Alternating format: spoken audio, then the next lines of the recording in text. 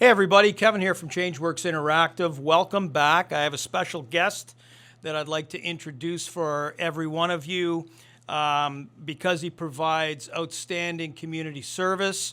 I want you to meet Nelson Borges.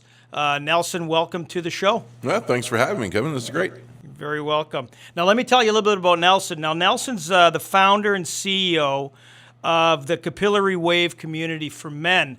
And their reach now is in Burlington, and they also service Hamilton as well. And they're looking to expand, and we could talk about some of that as well. A little bit about Nelson. Nelson's the founder of the organization. They've been around since 2024, and they've done a lot of work since then.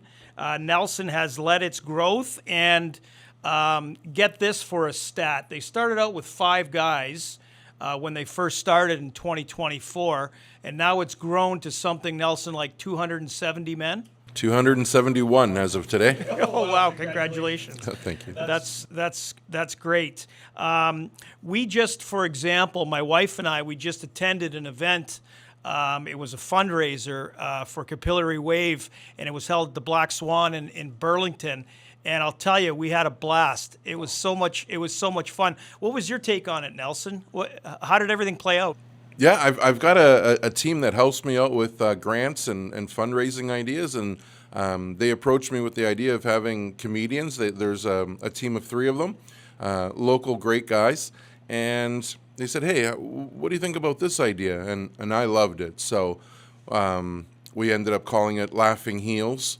Stand up for men's mental health, and we said, okay, let's approach Dave over there at the Black Swan. He's been a huge supporter of ours, along with his manager Colin and Tara upstairs, who set everything up. So they've got a wicked team over there. They let us use the space.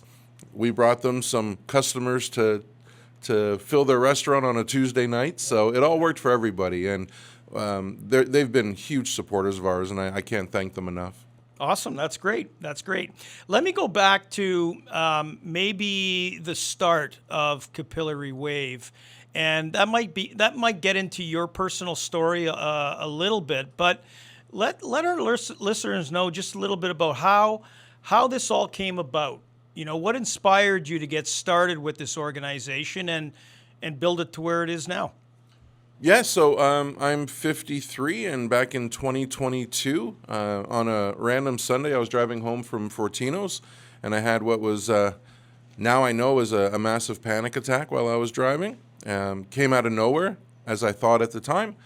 That put me out of work for about 5 months. So the first couple of months, just completely bedridden. My whole system was out of whack, and I went to 12 different walk-in clinics, just trying to find one doctor that said, actually, this is what's wrong with you, right?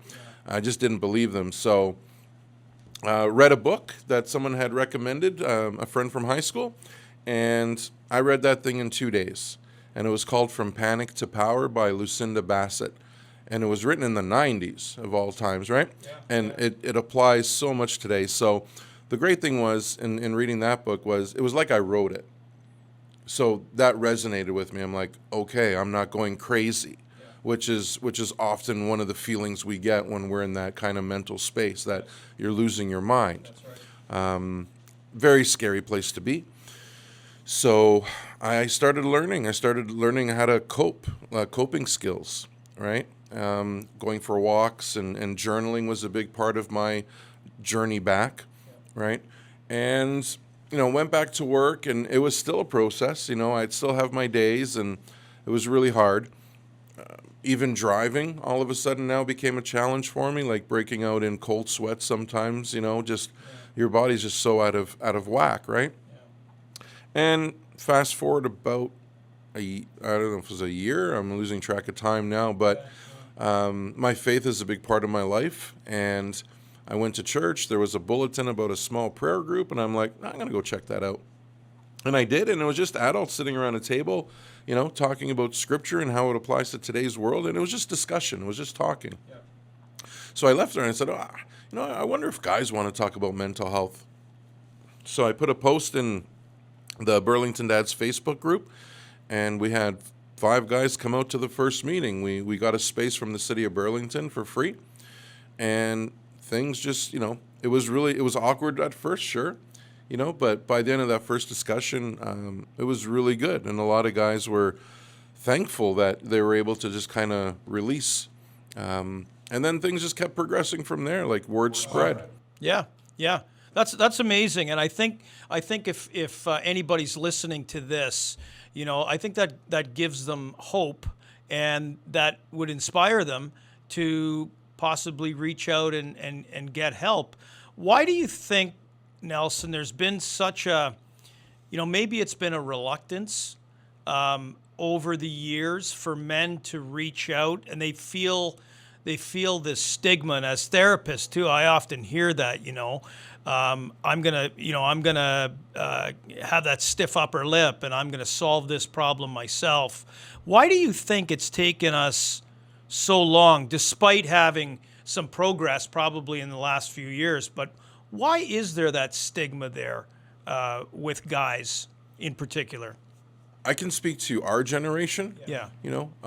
We grew up watching Rambo and Arnold Schwarzenegger movies and these action heroes, and Sure did, yeah. not one of them was in a therapy session, in those movies.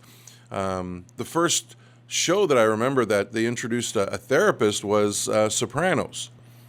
Right? Yeah, of course. So Tony Soprano had a therapist. That's right. So we grew up that way. Our dads, most of our dads, didn't talk about mental health at home. You just didn't. It was named something else, or you got the blues, or for women it was the baby blues. But speaking on behalf of the men, is just we just did not have those conversations at home, at work, and at school. And the stigma's just, it's kind of like concrete that sets. The older the concrete, the harder it is.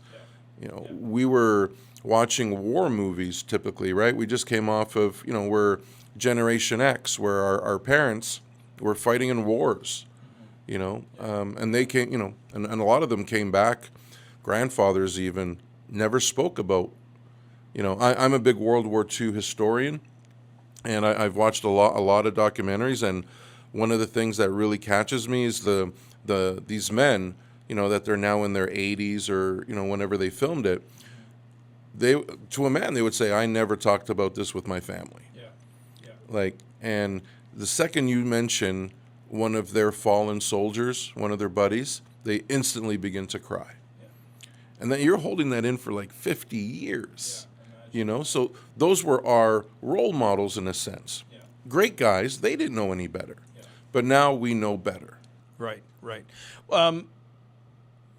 You get a lot of information, and of course, if men decide they're going to share with other men, and they're sitting around the table, of course it's going to be confidential. And I've sit in on some of those sessions with you, Nelson. I know that's one of your biggest things, is that what's said in the room stays in the room. And what have you heard? What have you heard from some of the guys that would be, maybe even a warning sign that something's wrong? Maybe maybe they say something directly, or maybe it's a little bit more covert. But what's some warning signs that you would pick up on to say, hey, that's not, let's talk about that, because that's important. Sure. During the conversations, if someone says, sorry, I didn't mean to cry, or sorry, I didn't mean to say that, out loud, kind of thing. In conversations, I can't give specific examples per se, but there's definitely words or language that's used that someone says, I was thinking about, ending it. Like, what's the point? Those kind of self-defeating kind of phrases, right? I don't know why I'm here. This isn't worth it. A lot of that kind of language is usually the trigger. I watch people's body language, how they respond to different topics that we talk about. Some guys go quieter, and for some, it comes out in anger, right? Guys are really good at dealing with anger. And how do we usually deal with anger? It's typically either, a substance, be it, alcohol or drugs, to kind of numb out the pain, or just kind of numb out the brain from thinking. But there's quite a few signs when we're talking about at home. because a lot of parents will say, I didn't notice a change. But if they rewind the tape and someone says, here, here, here, then they're like, oh, okay, right? And that's just all about education, right? Mental health is a pendulum, right? We have good days or bad days, but, when you start stacking bad days for a long period of time, you kind of go into the red. Yeah. Yeah.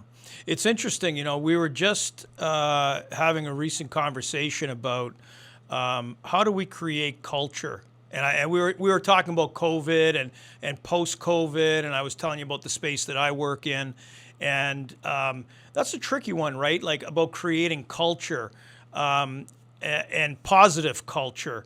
How do you guys do that at Capillary Wave? How do you create a safe, positive culture so that new guys feel comfortable, joining the group, or the guys that have been there continue to be there and provide maybe leadership for some of the other guys that are in there? Yeah, that's a great question. Once in a while, I'll ask good questions. Yeah, that's what I hear. That's the rumor, Yeah. right? Excuse me. With respect to culture, like when we have, there's always new guys that come to the table. We have in-person support groups on Mondays and Wednesdays. So there will always be a new person or two that start on a Monday or the Wednesday. What we do is, I give the introduction, what Capillary is, all the resources that we offer, and then we go around the table. So we call them laps. So our first lap is everyone has 1 minute to say what brought them to the table. And then when it gets to the first timers or the newbies, we can pass them and keeps going, and then circle back to them. So by that time, when they hear all the different challenges that the people at that table face, I would say 9.5 out of 10 guys open up right away. They're saying, this is what brought me here, this is what I'm going through. And oftentimes you'll hear, they'll be like, when I came here, I was said, I'm not going to talk, I'm just going to listen. And all of them talk. It's pretty powerful, isn't it, when somebody across the table is sharing something very sensitive? It's very difficult for you not to feel some emotion or some empathy for that person, or not contribute to that as well. Oh, for sure. Yeah. And I think as a group, the longer we've gone, and we have our regulars, the guys that don't miss a Monday or don't miss a Wednesday, and they're huge support for myself personally, because they carry the conversation and they help out someone who's really stuck, right? So, for example, the second lap we take around the table is, what was a low light, what was a highlight for your week, and what did you do? And the advice that we share, the support that we give, we never say, hey, Kevin, you should do this or you should do that. What we say is, hey, listen, man, I went through the same thing. This is what I did, and it helped me, right? It's not group therapy, but it is very therapeutic. Yeah, I would agree with that 100%. We were talking about culture a little earlier, and I think there's a lot of different pathways to that, to create positive culture. Maybe Nelson, you just to get your opinion on what role does different groups in society play with that? For example, what role would schools have in addressing men's mental health, for example? Are there different segments of our population that could help, even women's groups or sports teams? How might those different parts of our community help men that are struggling? I think it begins with empathy, that everyone has their own story, whether you're coming into school or where you're coming into work.